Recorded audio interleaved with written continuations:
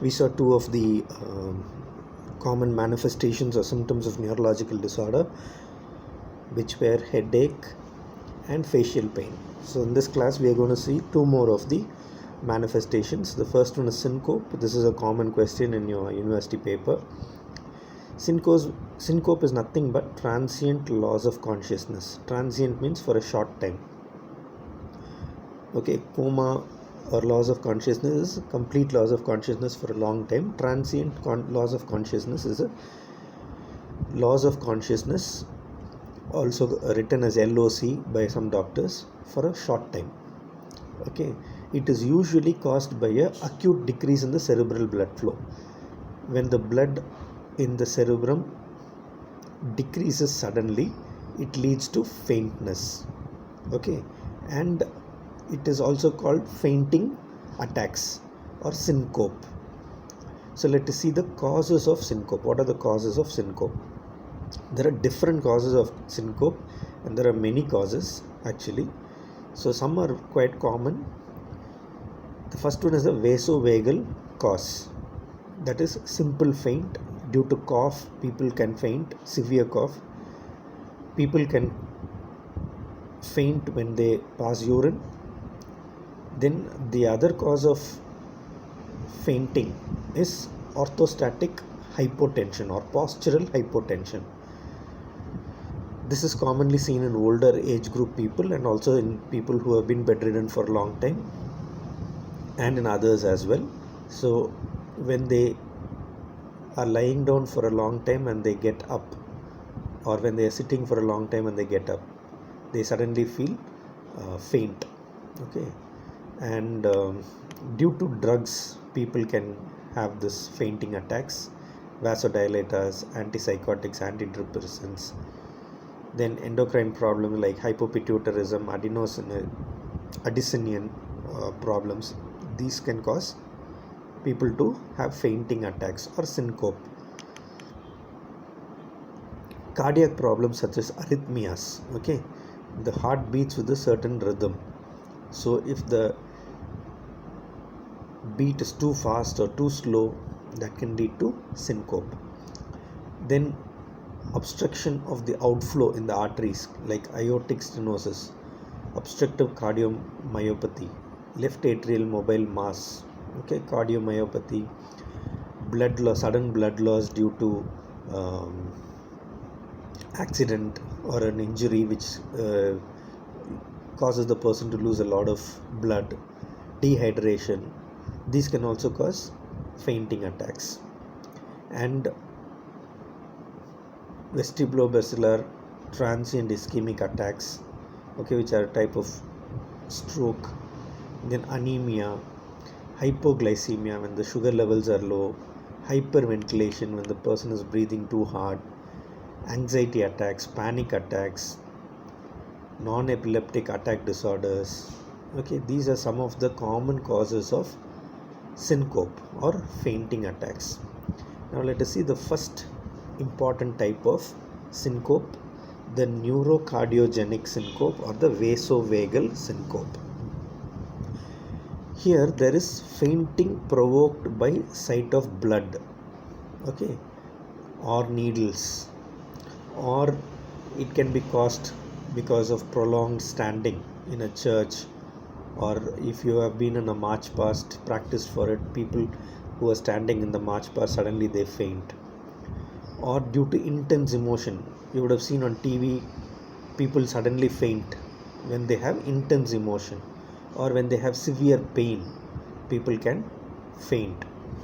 Okay, so this is also called as reflex or vasodepressor or vasovagal syncope, and it is a common reason for fainting.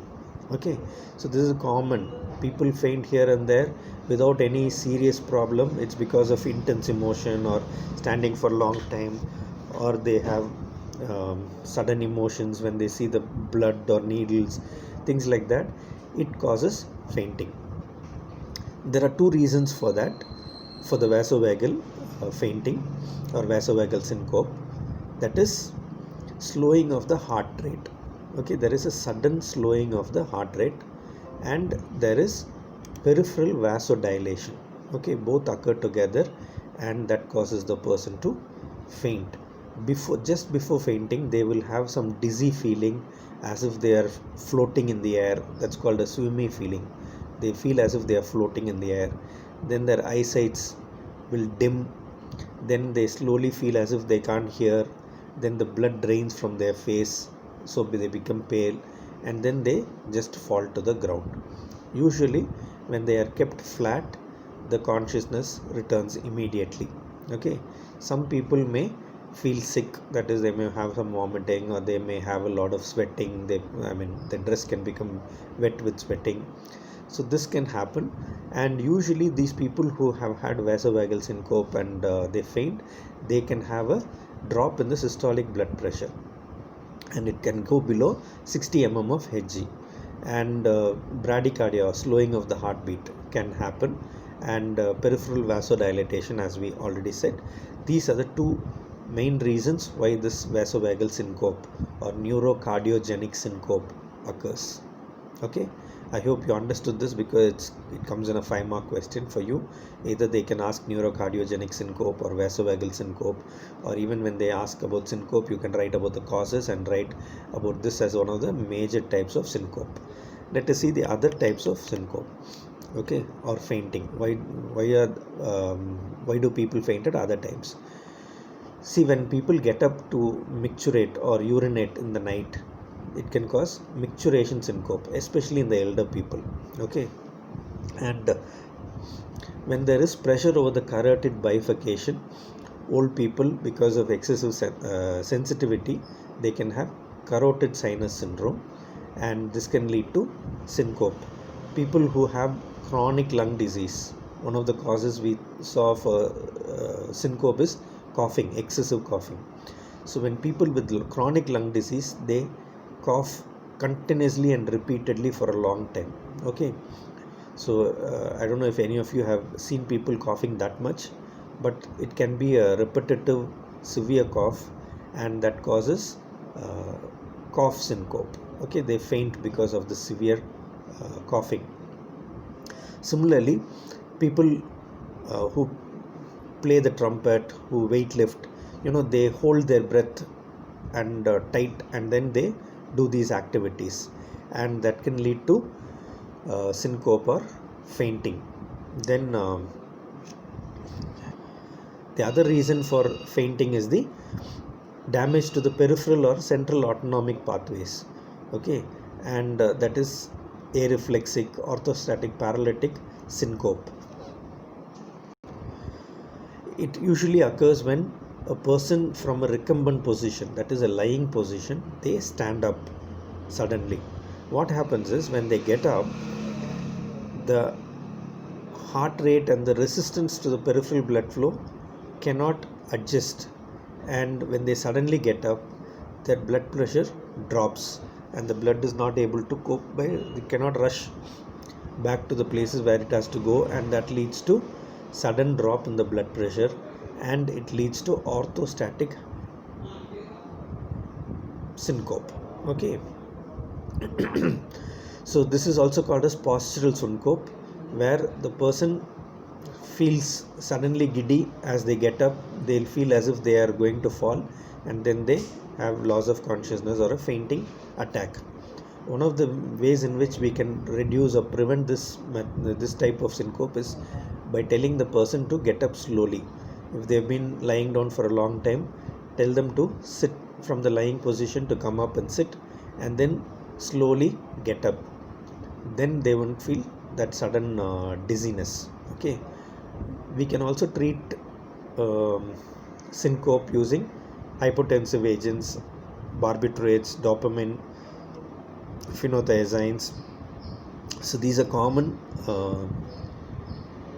methods of treatment, and you can also tell the person to avoid certain activities like standing out for a long time, especially if they are used to getting syncope, and people who have postural hypotension, orthostatic hypotension, to get up slowly so that their blood supply is normal and they do not have fainting attacks.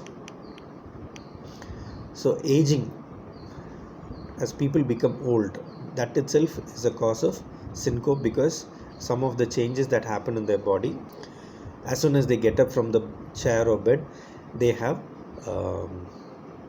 hypotension, decreased blood pressure, and that causes fainting. If the fainting is caused by a cardiac problem, it's called as cardiac syncope. Okay, and in 25% of the people who are old, they have this kind of problems. They suddenly faint because of cardiac problems. Because of arrhythmia, cardiac arrhythmias, when there is defect in the conduction system of the heart, when there is aortic stenosis or congenital heart disease, the people can faint. And these causes of fainting is called cardiac syncope, when the cause is not anything else but due to the cardiac problem. Okay, and it's also called Stokes-Adam attack, when they have a heart block and they lose consciousness suddenly.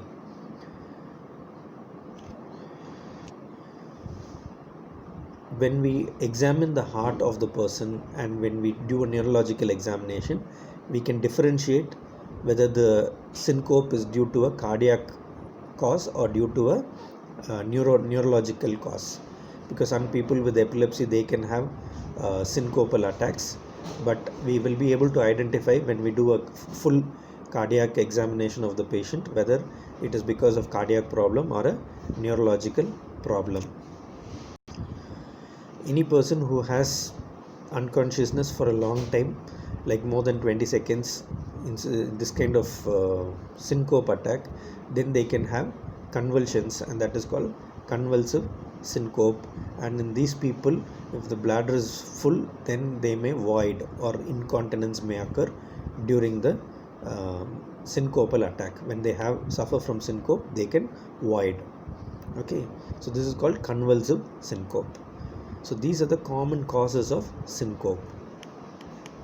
The next manifestation of neurological problem is vertigo or dizziness.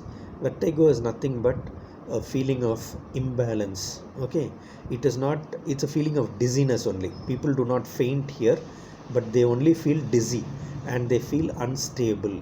Okay, so the word vertigo comes from the Latin phrase, which actually means to revolve. So a person feels as if they are spinning. Okay, commonly people, you would have heard old people say thala sutra mari irukku. So that is what vertigo means. It's a dizziness, it's imbalance and lightheadedness. You feel as if your head is light. If you I don't know if any of you have felt that, but that is vertigo. Okay, they feel as if they are unstable, and usually this kind of imbalance, there can be associated nausea, that is feeling of vomiting. The person can also vomit, and when they walk they can be unsteady, and sometimes they may fall also. And if they move their head or shake their head, or if the person is traveling, then there is a shake, then this vertigo can worsen. So there are several causes of vertigo. The first cause is Meniere's disease. Okay, it is a disorder of the inner ear. See, your ear is very much associated with the balance, and when your ear is normal, you will have good balance and you will have no vertigo. In Meniere's disease, the inner ear has a disorder, and there can be hearing loss and fullness in the ear, and along with that tinnitus, a feeling of hearing sound, and vertigo or instability or a feeling of lightheadedness, dizziness can be present. This is because we have the inner ear fluid and there is increased pressure in the inner ear fluid. This can cause vertigo, and this is Meniere's disease. Then the next cause of vertigo is vestibular neuritis. So when there is a viral infection, okay, neuritis is inflammation of the nerve. So in vestibular nerve there is inflammation, and this inflammation is caused because of a viral infection. So that also affects the balance and leads to dizziness in the person. The third reason is the otolithic disorders. The two otolithic organs can be damaged, and that can lead to disequilibrium or loss of equilibrium and leads to lack of visual stability in the person. So that is the third cause of dizziness or vertigo. The fourth cause is the vertebral migraine. We have already studied about migraine. It is usually commonly manifests as headache, but in vertebral migraine the person will have dizziness along with the headaches. Okay, sometimes they may have dizziness alone, and this is called vertebral migraine. So if migraine is usually a feeling of having severe headache and without any other cause, so in this kind of migraine there will be loss of equilibrium. The person will have severe dizziness along with the headache. They may have a feeling of spinning sensation. They may have motion sickness. When they travel they may have to vomit.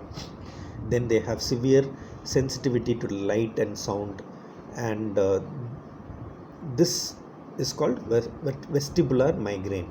Okay, and it is associated with the vestibular nerve, and usual method of treating this is by diet and lifestyle modification and preventing the trigger which has caused the migraine.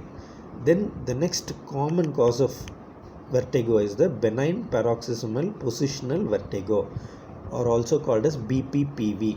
Okay, BPPV or benign paroxysmal positional vertigo is triggered when there is a sudden change in the position of your head. When you move your head suddenly, either up or down, okay, then you can have this kind of vertigo. This is a common reason for vertigo, and it is risky because if you fall down then you can injure yourself, and it is a common reason why a lot of people face vertigo. So here there is, just like other types of vertigo, the person will have dizziness, then a spinning sensation as if they are rotating, as if they are unstable, as if the whole room is moving. Okay, when they have this feeling of vertigo, they'll feel that they are stable but the room is spinning around them. That kind of feeling they'll have. Then they'll have lightheadedness, unsteadiness, and loss of balance, and nausea, vomiting sensation. Okay, so treatment can be done by using a series of head movements so that the particles in the ear get shifted. Then the next cause of vertigo is labyrinthitis. Here the infection in the labyrinth of the inner ear. Okay, so labyrinth is associated with maintaining equilibrium and stability in the person while walking. So when there is the labyrinth system is affected itself, it causes vertigo. So when there is infection of the labyrinth of the inner ear, it is called as labyrinthitis. There is inflammation of the labyrinth. So this leads to hearing loss, tinnitus, and vertigo. Okay, hearing loss, hearing loss, it's loss of hearing sensation. Then tinnitus is a sensation of tinnitus is nothing but a ringing sensation.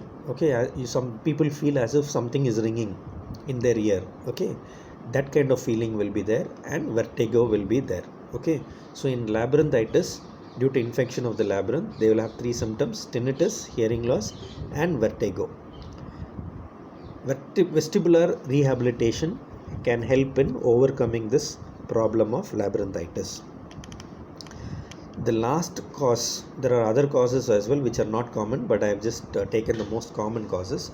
So the last cause of vertigo is multiple sclerosis. Multiple sclerosis is a neurological disorder mainly caused due to autoimmune problem, where the myelin sheath, if you have studied nervous system in the first year, the myelin sheath covers the nerve.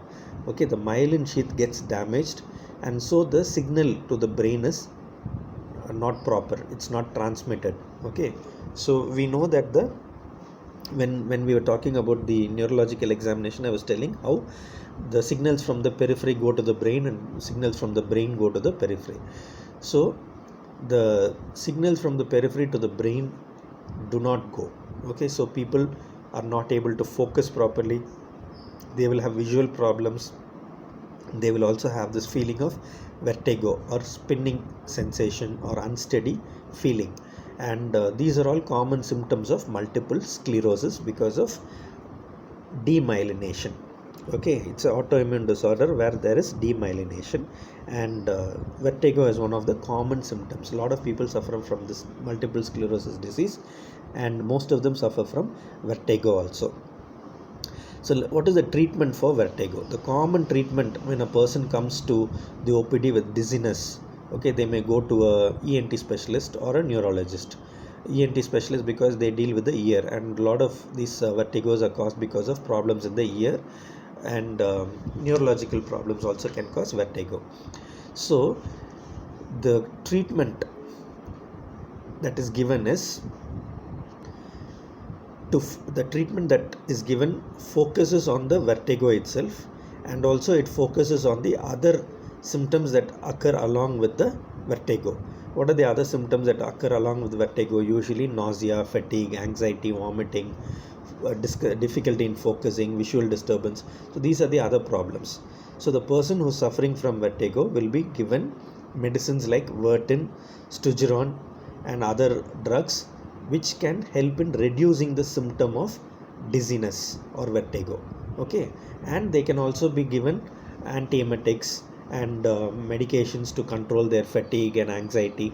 So these will help to control the other symptoms that occur along with dizziness or vertigo. So both of these go hand in hand, and when a person is given drugs like Vertin or Stugeron, they will be able to overcome vertigo. One important aspect about using these drugs which control vertigo is they should not be taken for a long time. So self medication, over the counter medications are not good, and they should be prescribed by a physician, and as per the prescription it should be taken. Usually it is not taken for more than 5 years because of the side effects and complications. Okay, with this we finish the various manifestations of neurological problems. We have only one left, which is the raised intracranial tension, and we will study about the increased intracranial pressure later. Okay.